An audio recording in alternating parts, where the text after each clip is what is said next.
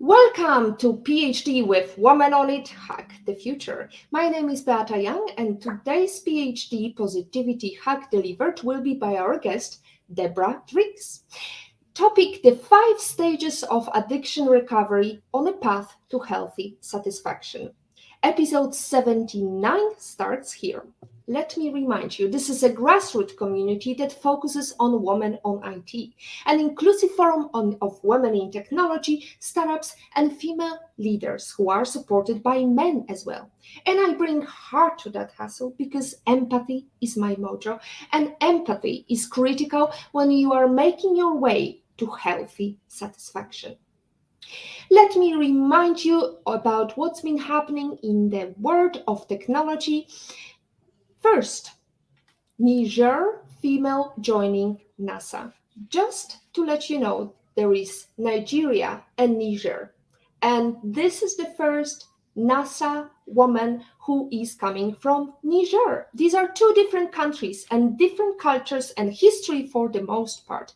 The detail here is for another day, but I am guessing there are several people from Nigeria at the NASA, and the first one probably got in several years back. I could be wrong, but I think it is a safe assumption. Again, learn about these countries. You will know why I am projecting such an assumption that I will not feel safe making about Niger.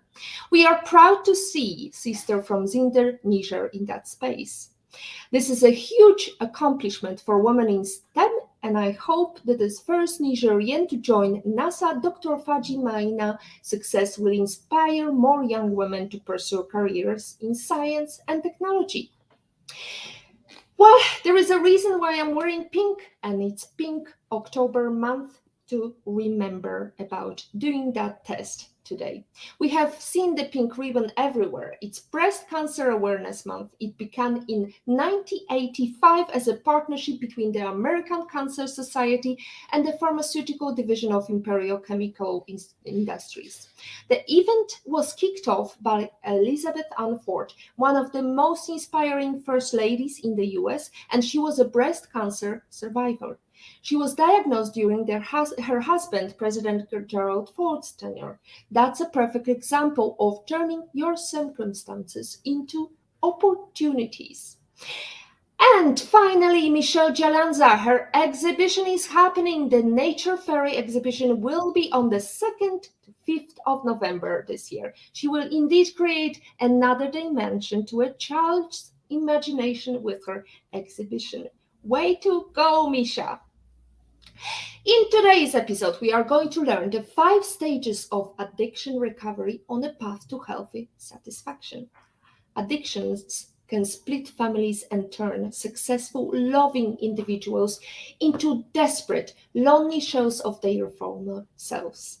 Whether it's drug, alcohol, food, sex, gambling, the internet, or love, to boost the chances of recovery, a person needs to adopt healthier life habits. It can disrupt your personal growth when you can't imagine living without checking social media or taking medicines to alter your mood, which can limit your ability to live a fulfilling and healthy life.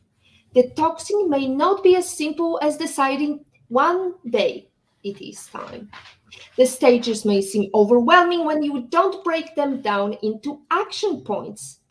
And this is what our guest is going to do with us today. Our guest, Deborah Driggs, knows how much of a difference it can make to have a helping hand when one needs it the most. Just like many successful individuals, Deborah has had to clear many hurdles in life to get to where she is now, from being a Playboy Centerfold and Covergirl to her life as a Screen Actors Guild member and then a top-rated insurance industry professional. Taking into account all her failures, struggles, and past experiences, Deborah is now an addiction recovery coach dedicated to helping women break through negative self-talk and take on any challenge to which they set their minds. Deborah, let's start with simple question. Where in the world you're joining us from today? Hi. Well, good morning. I'm joining from Los Angeles, California. Good morning. Thank you for having me on the show. That's beautiful location, and I guess I was looking through your very exciting bio, and of course, everybody is focusing on the fact that you were the Playboy cover girl, and that made a history, I right? have to tell you that is probably I always laugh because that's the one thing that everybody wants to ask me about what it was like at the mansion, what Hugh Hefner was like. And even when I was doing business, when I was attending business meetings, people were like, what was Hef like? And I would think, we're in the middle of a big multi-million dollar deal, and you want to know what Hef was like. Okay. So, but it's that one thing that, and for me, for my life, it's this big. For everybody else, it's the elephant in the room. So yeah, it's never leaving. Well, it stays with you forever. Yeah. I guess it is now collector's items because, from what I understand, you've been on the cover with Donald Trump. Is that crazy? And it's funny because in the 90s I talked to Donald a few times. So to have him become the president was surreal. And yeah, so I get more fan mail today than I did when I was actually on the covers or in the magazine. And I don't know if that's because back then we would go and do all these promotions and people would have access and we would sign. So I think it's changed quite a bit throughout the years. But now I get in the mail at least 3 or 4 packages a day with people saying, can you just, and by the way, sometimes they'll just send me an index card to sign, which is so Mm. wild. And I totally attribute that to Donald Trump. Thank you, Donald. Thank you, President. Well, I have to say that I have something to be thankful for because I'm Polish, and the number of years we had to wait for all these presidents to release the visas for Poles, it was really difficult to get a visa. So now, with the fact that I can travel freely to US back and forth, it really feels great. So thank you, Donald, also for Yeah. that. Now, question, Deborah, were you addicted to this adrenaline at a time of Oh, getting can I just tell you meetings? that was my first addiction, attention. All eyes on me, just everybody look at me, let me put on a show. As a child, I was craving so much attention and I would put on shows and have people sit down and watch. So it was no surprise that I ended up in a business where all eyes were on me. And then when that stops working, then you turn to something else. And for me, that was alcohol. And what's so sad about addiction is that some people know they're addicted and some people do not really understand it. And I really, because I was so functioning in my life, I didn't understand that I was being controlled literally by a substance and what it was doing to my brain every time I took that substance.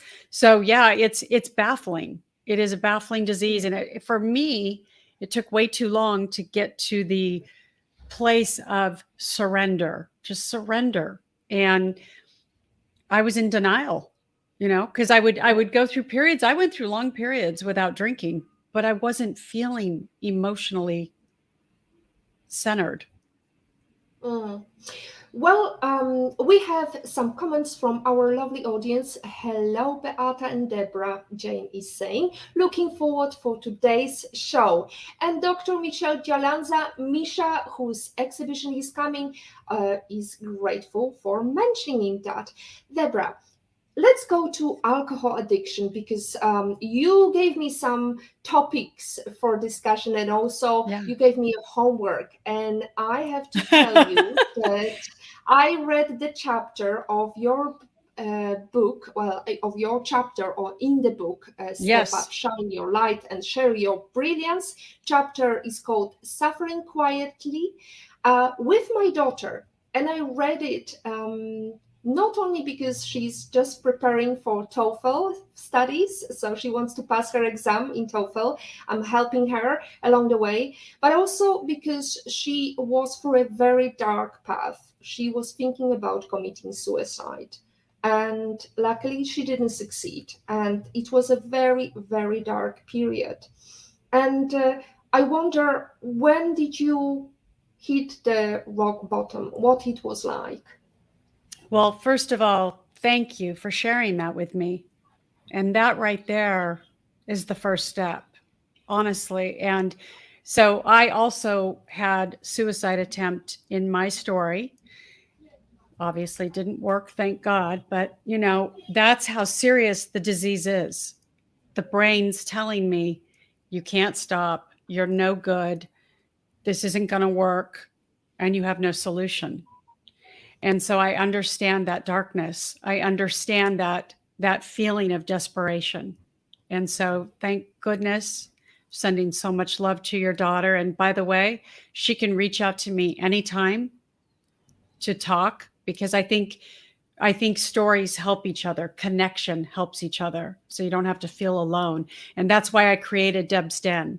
I created a safe place for people to come and subscribe to a newsletter that they get. And then I write a weekly blog that centers on recovery in all areas, whether it's relationships, love addiction, heartbreak, alcohol, whatever it is. At times we're all suffering from something.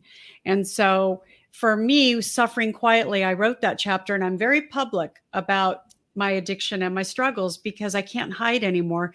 Those secrets kept me sick.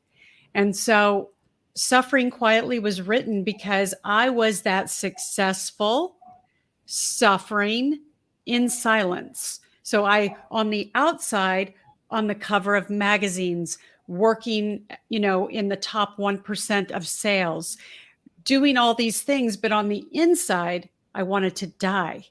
I was suffering. Mm. And so that was the purpose of writing that chapter. And Here Comes the Sun. I have to say that I've got shivers now. I just made one quotation that really is a perfect quotation for what you just said. I white-knuckled for years, holding on for dear life. Yeah. True So inspiring. words. Yeah, it's true words. And by the way, that gets me emotional because that's how I felt. It was like taking a breath of air was a huge part of my day. So, so we say this a lot in recovery, is just breathe, because that alone felt like the biggest mission. There were days where I didn't even want to walk out of my house, and I had to, because I was running a multi-million-dollar business at the time, and I had to walk out the door, and I'd be riddled with anxiety from the disease of alcoholism. And so I knew it was getting bad, because it got to a point, and for women, it progresses. I mentioned that in the chapter as well. For women, it progresses. It just gets worse. It's like for me, I got to 40 and it was like a rocket launch. It was like I was off and I couldn't stop it. And to recognize that and to have to start all over, imagine, it's like who wants to admit total defeat? And I had to start all over, and I had to learn how to live my life completely different, because it's a disease and I have to treat that disease every day. And, it's really hard to be really successful and then have all these secrets. Mm-hmm. Well, it brings me thinking about all these great actors with amazing careers, and then we learn, like in case of Robin Williams, he committed suicide. Nobody knew he was suffering depression, and nobody talked about it that much. Why is it so difficult for people to open up? Because I think that the disease really takes over.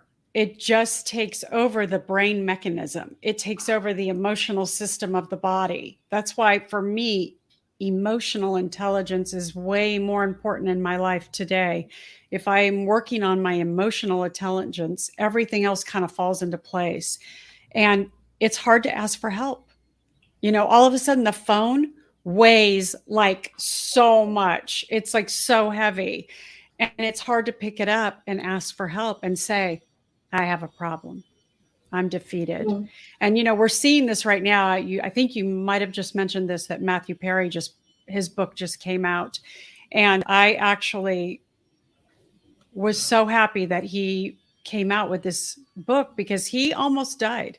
He was told he was given a 2% chance of living. He had machines working his body to keep him alive. And that's how serious it is. We look at all the people that lose their life to addiction today. And right now in America, I don't know if it's affected Europe yet, but in America, fentanyl, in my opinion, is worse than COVID. And it's not being talked about enough. And it's kids have access to it, and it stops your breathing. So people are ODing and they don't even know because they're taking this, and what it does is it just shuts down the breathing in the lungs. It's a very sad situation we're in with fentanyl right now. Mm. Well, apparently, with millennials, only 6% of parents of teens say they have a child who's abused medicine, yet 10% of teens admit to misusing medications. You have developed some plan. Can you tell us how this plan is going to help with recovery? Yeah. So, when I've been to a few rehabs, and in rehab, they'll mention that only 2% that go through rehab will actually stay sober and live a sober life. To me, that's staggering. It's staggering. And I experienced that because in 2008, that's when I went down the rabbit hole, had my suicide attempt, ended up in lockdown, ended up in rehab for 2 months. And then when I came out, I thought, the addiction took over. You got this. You're okay. You're not really an alcoholic. It's like the disease starts talking to you. It's a horrible thing. And so I went back out and drank again. And so when I went to this final place in Tennessee, at the end of that, I asked my counselor, I said, what do you recommend I actually do? Now, I believe in 12-step programs, but I wanted something just a little bit more for the mental part of this addiction. And there wasn't really much that was offered to me. So I created, a few months later, I woke up in the middle of the night, and I'm one of those people, because I'm always looking to improve my growth and education. I thought, why don't I just create a 90-day program to recovery and see if it works? And so I was the first, obviously I took myself through it. When I got to the 90 days, although it was extremely painful and hard to get through, because I took everything away, I removed everything, and then I added certain things to my plan. At the end of 90 days, I saw a huge improvement in the way I was feeling, my life. And basically, really what I did is I implemented all the positive things that had worked throughout my life, and I wrote them on a whiteboard. And then on the other whiteboard, I literally removed all the things that didn't work. And I created, and that to me was a 90-day program. Remove this for 90 days and just do this. It sounds simple, but I have to tell you, I had to look at those boards every single day, and I needed coaches and mentors around me and a sponsor to help me remember what it is we're doing here. And that's why I think in 12-step programs, it's imperative that you have a sponsor, because there's somebody there that you are accountable to and providing structure so that you don't fall back into your thoughts. See, because addictive people know this. They know this. Our ideas are not real trustworthy. And so when you have other people that you can run those ideas by that say, okay, that sounds good, or Deborah, that is not a good idea. And I need that support. And that was what I was running from, because I thought, I'm successful. I don't need support. Well, yes, I do. Doesn't matter how successful you are. So guess who my clients are today? Successful, suffering in silence. Those are my clients. Those are the people that come to me, are the ones that want to keep their whatever it is going on silent, but they need help. And they don't want to walk into a 12-step meeting. So there has to be some kind of alternative. And that's what I'm providing. Beautiful. Thank you very much, Deborah, for doing that for many people, many successful suffering in silence people. We have comment from IP of it. That would be my husband. Lovely to see such positive messages flowing on PhD as always. Stay brilliant, Beata and Deborah. What a beautiful Now, support. oh, absolutely, all the time. So I am blessed to have support. If you do not have support, reach out to Deborah. Deborah's then website is shared on our comments and also on our various platforms, Facebook, YouTube, and LinkedIn. We are live. Ask us a question, add comment, say hello, and we will be happy to reply any message you have. Now, let's look at the facts. Alcohol contains an ingredient called ethanol that can bind to different cell receptors in the organism. This accelerates dopamine level in the small area of the brain connected to the feeling of satisfaction, the nucleus accumbens. This creates an addictive sense of pleasure, happiness, and relaxation. When you drink continuously, your body begins to crave the substance daily. The body tries to maintain homeostasis and balance the concentration of ethanol, which brings a sense of satisfaction. We talked about how you remove the bad things from your life, how you add the good things in your life. What could be the good things? Can you give us examples? Yeah. And I want to make sure I'm really clear. So I don't like to use the word bad. I remove things that weren't serving me. I try to use my language really carefully. So I remove things that are not serving me and I add things that give me value. And the things I add are no less than 10 minutes of prayer and meditation in the morning. The word meditation really makes people kind of, I don't know why, but that word. So I always say, think of it this way. Just sit in silence for 10 minutes. Think about whatever you want. Let the thoughts come and go and just sit for 10 minutes. Be okay with sitting with yourself and then pray. And when I say pray, you can pray to whoever you want, but that, I'll tell you, the prayer for me has been profound. I get on my knees, and just the movement of getting on my knees makes me emotional because it's a surrender. Getting on my knees is a surrender. And so that's how I start the day, no matter what. And then I have a few things I read. I take about 30 minutes and I read some really positive things, to fill my intention for the day is what? To have another sober day.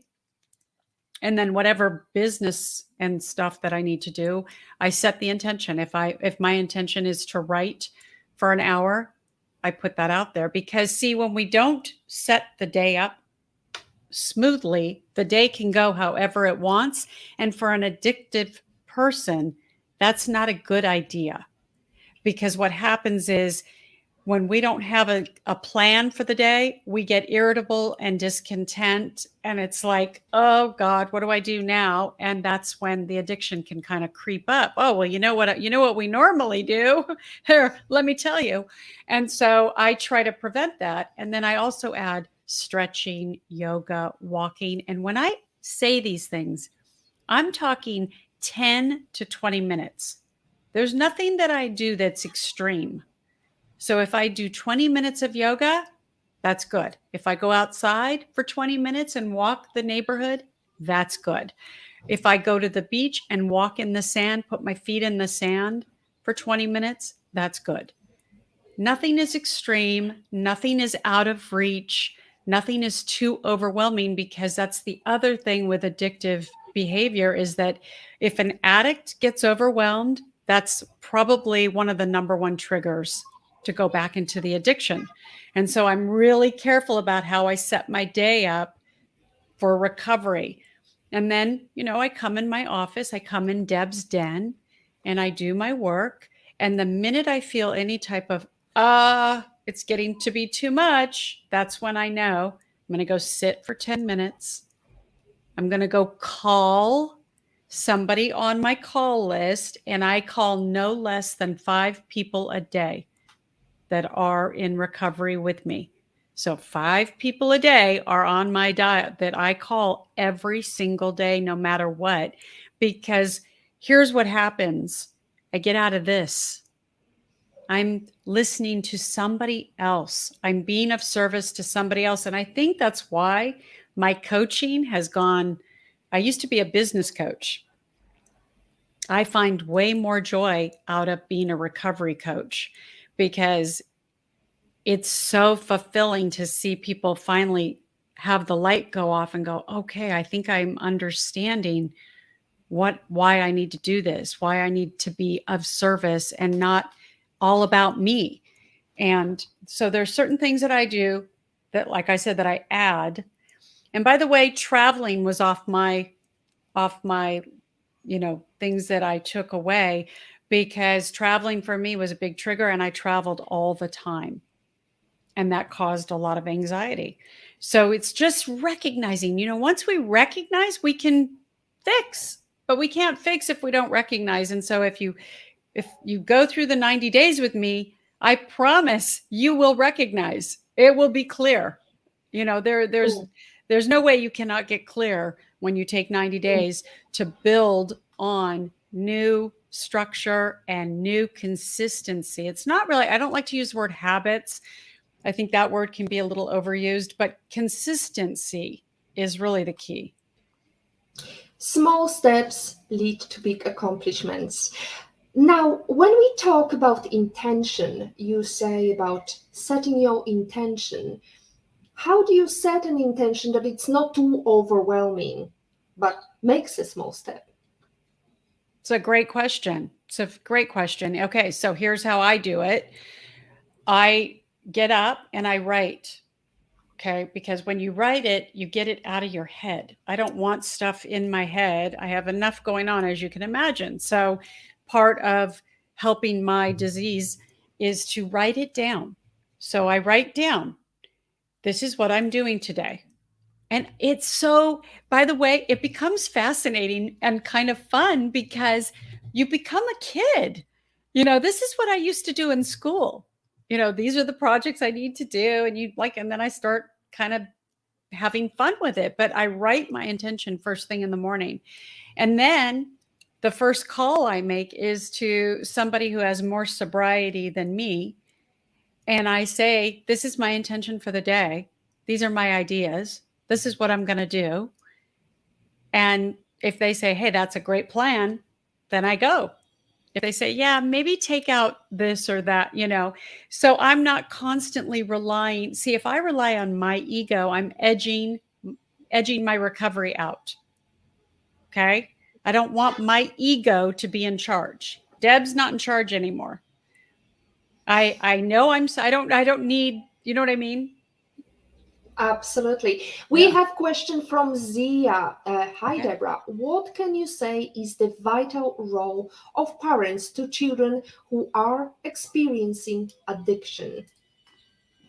Great question. So you can't control it.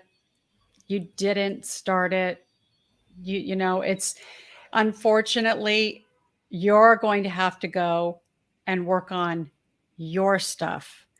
And that's the hardest thing for parents to hear, because they want to fix this addiction, and you can't. You can't fix it. But you can seek out help for yourself. And that's the most important thing. And most people won't do it because, see, that's why I said everybody's suffering in some way. And so when you recognize, why am I resistant to getting help for myself? I'm not the one who's addicted. Because when you understand addiction, you're going to be of more service to the person who's addicted. A lot of people try to help people with, like, I've had people say to me, just stop drinking. Just stop taking sleeping pills. Just don't drink today. Okay. That doesn't work. That's their mindset, is they don't understand addiction. And you mentioned before that the brain, it takes over the brain. It tells the brain, the addiction tells the brain, this is what you need to survive. And so if you're not an addict and you have kids that are suffering, you need to seek help and learn about their addiction quick, like really quick.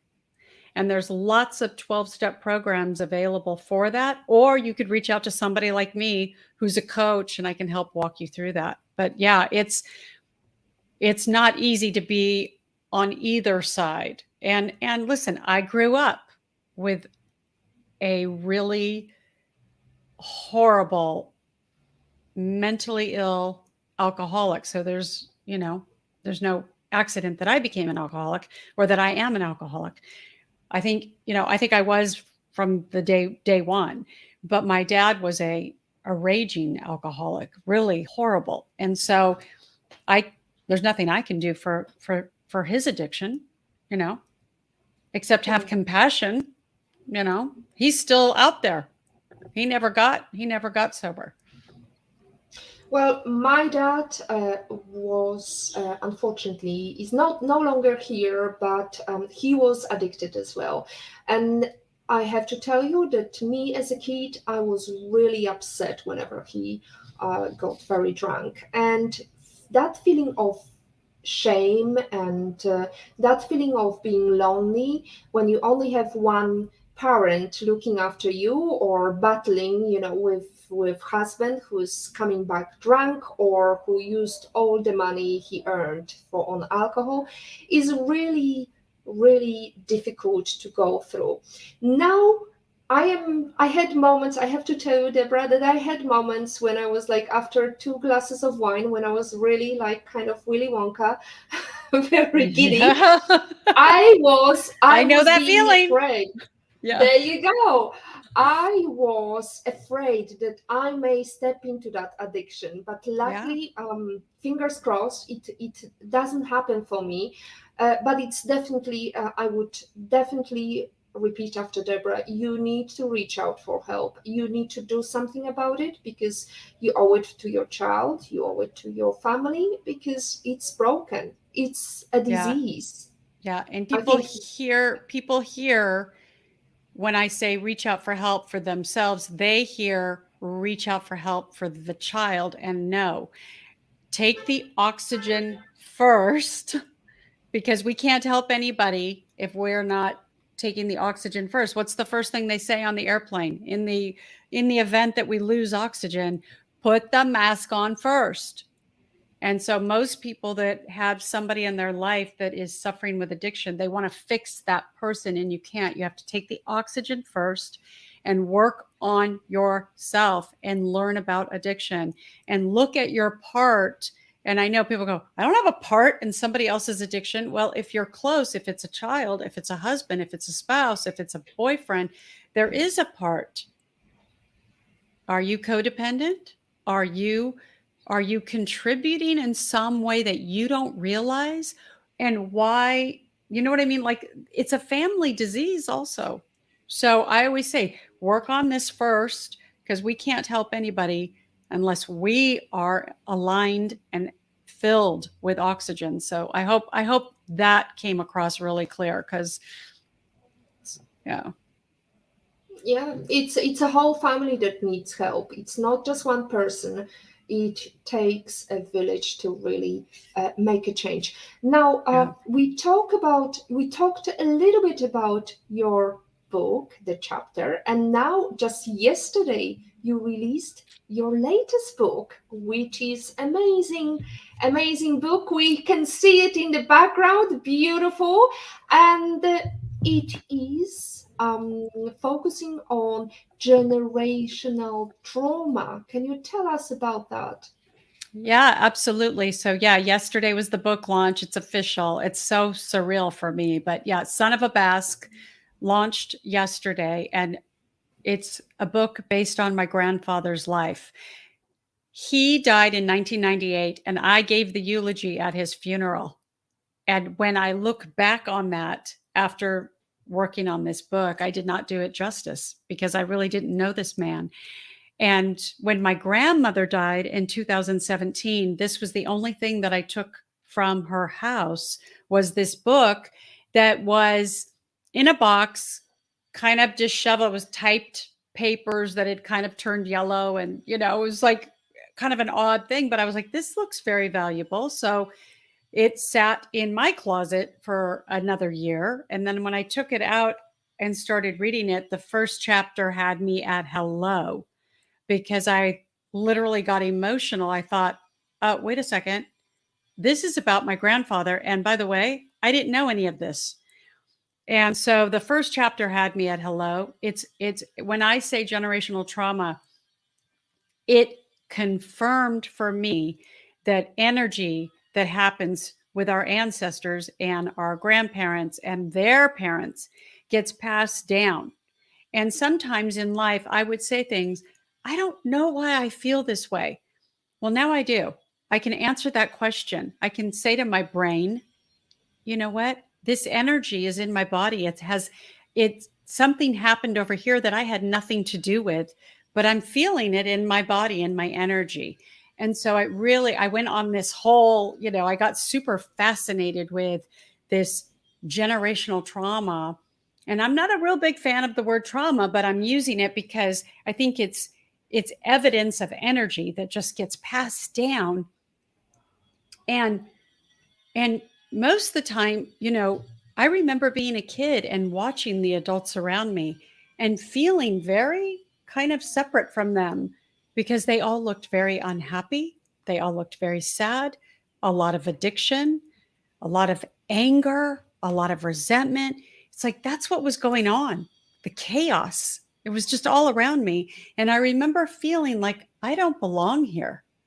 I don't belong here. I'm a kid. I'm supposed to be having fun.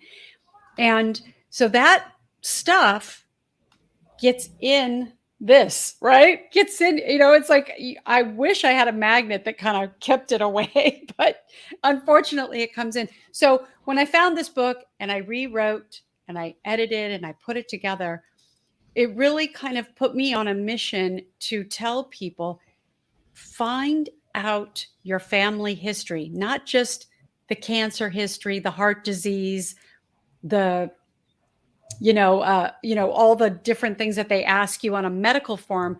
Find out if there was abuse, if there was rape, if there was molestation, if there was trauma, if there was how many divorces, find out this history because my God, this what I found out, this is one grandparent.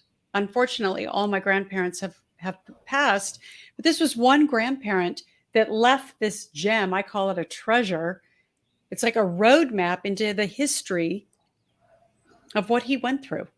And I now was so inspired to make sure I leave my roadmap for generations to come. And I inspire everyone to write things down. Your story is important. And this book will be a gift for generations to come. They'll have this book, I'm not concerned about it being a bestseller, but my family will have it.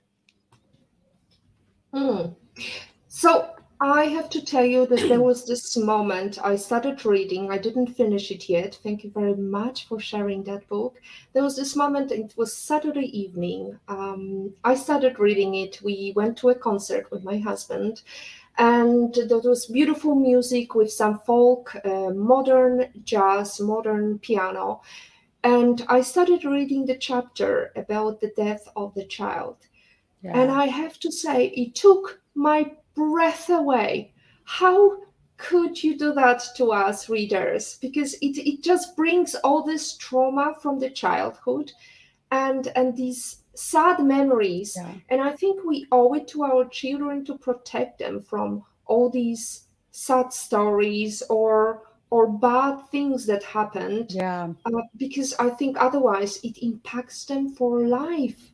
Yeah. It's part of the story. And so my grandfather was what you're referring to is my grandfather was one of 8 children.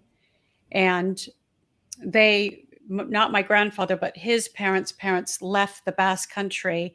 And back then they had to leave without passports and papers and all of this. So my grandfather was born in Chihuahua, Mexico. And the first chapter, he talks about being one of 8 children. And in the first, that's why I said the first chapter had me at hello, because his little sister went outside during the birth of his other sibling and she fell in the well and she died. And she was only, I think, 2 or 3 years old. And then 2 months later, he lost his father at the age of 10. He was 10 years old. He lost his little sister, and then his dad died. And back then, if you were the oldest boy, you became the man of the house if the father died. So at the age of 10, he became the man of the house. And, I think it's important to share that that's life on life's terms. Those are things that happen in life. And we have to learn how to embrace the sadness sometimes and the grief. And when I read that chapter, I thought, wow, that's just the first chapter. And my grandfather's only 10 years old. What else? And then, you go on. And obviously, as you know, he worked at one of the deadliest prisons in the United States. And I mean, it's so shocking that I'm discovering this person for the first time as well. But yeah, I mean, I don't mean to alarm anybody with some of the sadness in the book, but that's the reality of the story. That's the reality of life, I guess, Yeah. Deborah. And since we are talking about movies, the last time I felt so touched, it was when I was watching Jacqueline Phoenix a movie, Come On, Come On, and there was a chapter when a book is read. Chapter from the book is read. Mothers, an essay on love and cruelty. And let me bring that quotation. Mothers are the ultimate scapegoat for our personal and political failings, for everything that is wrong with the world, which becomes their task, unrealizable, of course, to repair. And I guess the question is, can we as mothers repair the society, being, having jobs, having children to look after, having our husbands to support?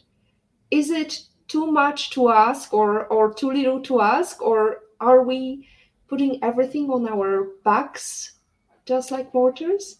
Yeah, I've never heard that quote, and I don't think I've seen the movie Come On, Come On, but now I want to watch it. You did a great pitch there. I'm going to go watch that movie tonight. I think, yes, I think that a lot of things fall on the mother that you just mentioned, but I want to say that it also is the other way too. So I like to look at both sides, and that is that I think that my kids have a closer relationship with me for different reasons. Not because I'm the mother, not because I'm a better parent, but there is something about the mother's love that does kind of get twisted up in everything, the good, the bad, the ugly. It's like the mother's love is very special. And so I could see that. Yeah, I think the pain that we endure as mothers can be really profound, especially, as you mentioned, when we get a lot of the blame when things don't go right. And that's kind of what I heard, is that when things don't go right for the children, they blame the mothers as if we had something to do with it. But I think it's not because we had something to do with it. I think it's because they trust us the most.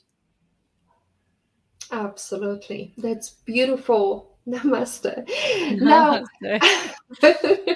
thank you, Deborah. It's beautiful conversation. I am mindful of the fact that we have got 15 minutes left.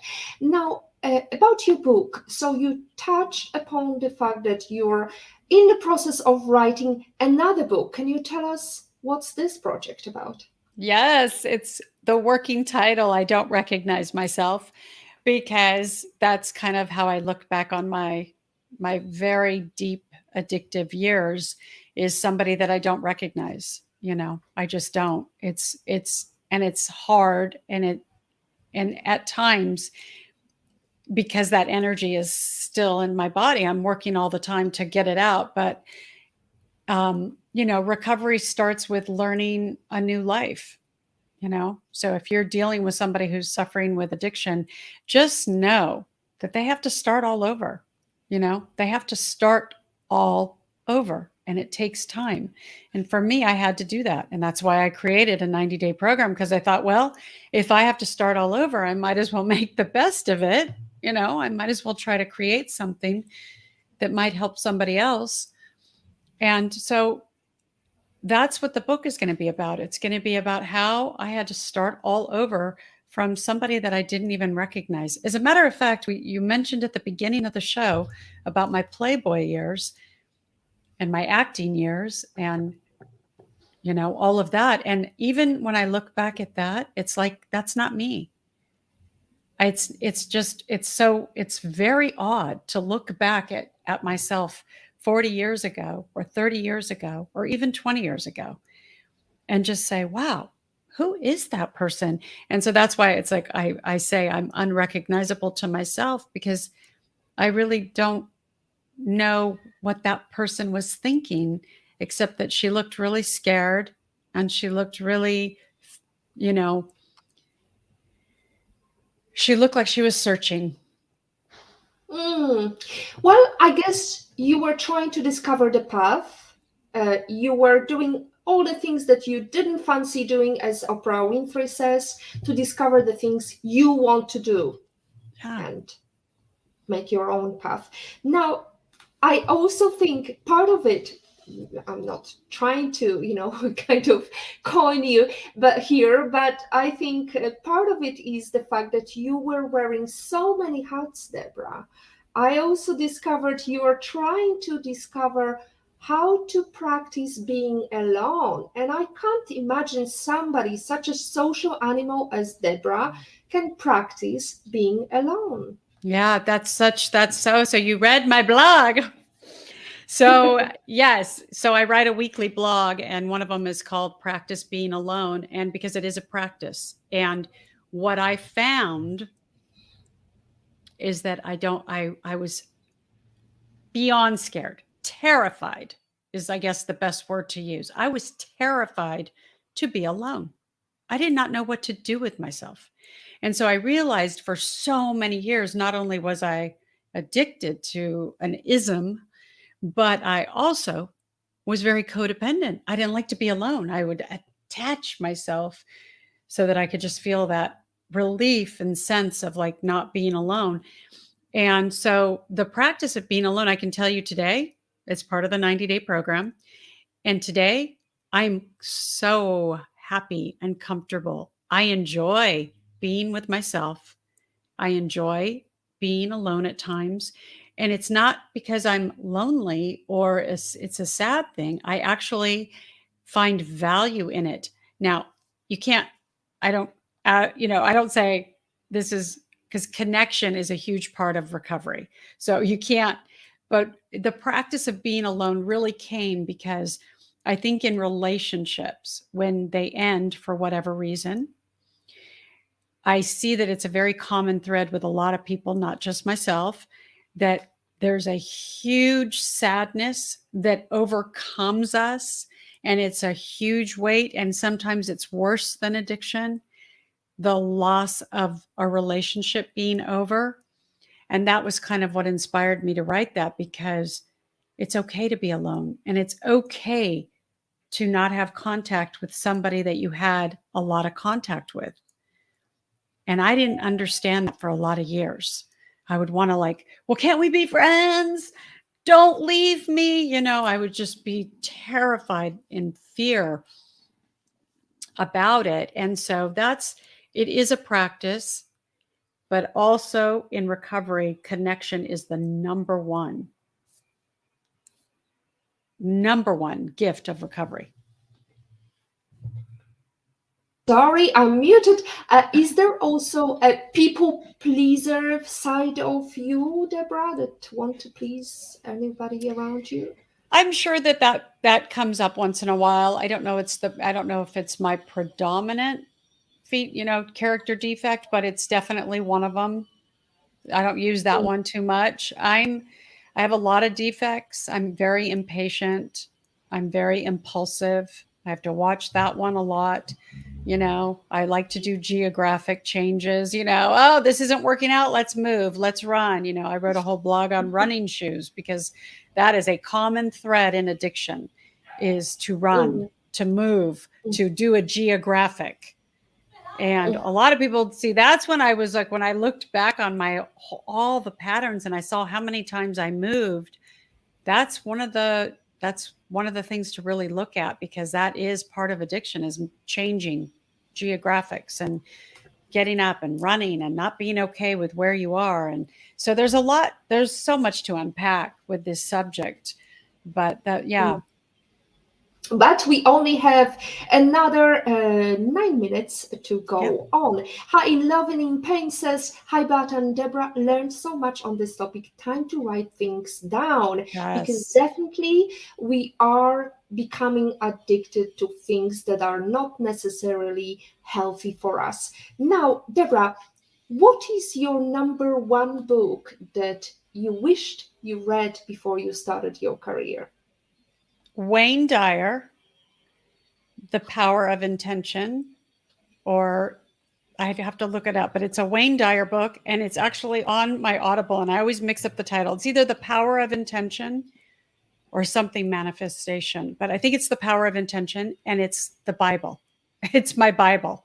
I swear. It's like when I go to bed at night, it doesn't matter what chapter it's on. I can just press play, and it's just all brilliant. And what about your life lesson quote? How did it change you? What is it? Oh, I have so many. I think the one I say is, one day at a time is all we have. We have today, so stay present. Enjoy it. There's no guarantee tomorrow's going to happen. So I say that all the time. One day at a time, stay present. Stay present. And what about regrets? Does Deborah have any regrets? I do. And I know there's a lot of people that say, I don't like to have regrets. Well, I have a few. I do. My divorce was a huge regret. I think that was when I was really deep in my addiction and I did not know it. I had no idea what was going on. I thought it was him. I thought it was this. I thought it was this reason. It was always something else. It wasn't me. And so that is a huge regret, huge one, because, how often do you meet somebody that you really love and, you have 3 beautiful kids with, and then, I decide it's a great idea to get divorced and blow that up, so that's a regret. And I have to do a lot of work on that. And I think it's important to recognize that and look at your part and do the work so that the next person that comes into my life, if that happens, which I think it will, I would be ready and recognize that this time around, and I think that's probably the reason why I haven't jumped into getting remarried, because I had work to do. I really did. I had a lot of work to do. One of the work you did, and I read it on your blog, was saying, I'm sorry to your ex-husband. Why do you think it's important? Yes. And by the way, I don't have the opportunity to say that in person to him just because of circumstances around our lives today. But I believe in this prayer. It's called the Ho'oponopono. I never can say this prayer right, but if you're out there, it's Hopo, oh no, oh no, oh no, oh no. But if you Google Ho'oponopono, it'll pop up. And it's a prayer, and it's very simple. I'm sorry. I love you. Please forgive me. Thank you. And it's so powerful, just those 4 lines. And so when I sit in silence and I pray, if there's somebody that I'm feeling a little resentment to, or there's something. And by the way, nothing ever just gets fixed and you move on. I have moments where things will pop up and I'll go, oh, that's back. Okay. And if it's something to do with my divorce or my ex-husband, I'll sit down and say, I'm sorry. I love you. Please forgive me. Thank you. And I nip it in the bud right now. That's it. And so it makes it easier to move on. So if you have a resentment against somebody, if you're upset with somebody, let's say that, what's your part? That's my first question. What's your part? Don't tell me about them. I don't need to know the story. What's your part? And then that prayer is very valuable. Sometimes you make the right decision. Sometimes you make the decision right. Feel my girl. Now, we like to ask this question. A pandemic is over, nearly over. I hope there is no more threat of lockdowns. Imagine you can travel anywhere in the world and invite anybody to have private breakfast with. Who would you invite and where would you go to? Wow, what a great question. So I actually had this happen. In 2018, I had a private breakfast and I sat right next to Richard Branson, which was surreal. What a wonderful human he is. Does so much philanthropic work and he's just a funny, wonderful, and his wife. I mean, just beautiful. But today, that is a really great question. Gosh, let me think. Who would I want to have breakfast with and pick? Okay, this is kind of a funny one, but I think I'd want to sit with Russell Brand because he's in recovery and he is so out there with his thinking. I wish, his brain is fascinating. I hear him on interviews and he's actually very fascinating human being. So yes, I think I would like to have a breakfast with Russell Brand. I'll put that out publicly in the universe. Excellent. Excellent. Universe need to listen. And where would you go with Russell Brand? Oh, I would let him choose. Okay, let the man choose. Now, we are nearly to the end of our show. Thank you so much for all the comments. Jane, Dr. Michelle Jalanze, IPOVIT, Zia Lim, In Love and in Pain. The goal isn't to be sober. The goal is to love yourself so much that you don't need to drink. Recovery is an acceptance that your life is in shambles and you have to change. These two quotations, I hope, will stay with you and all who is listening to our live stream tonight. Deborah, it's been a pleasure to host you, and I wish all the success with your Son of the Basque, the book that you inherited and also altered and made sure that it's beautiful.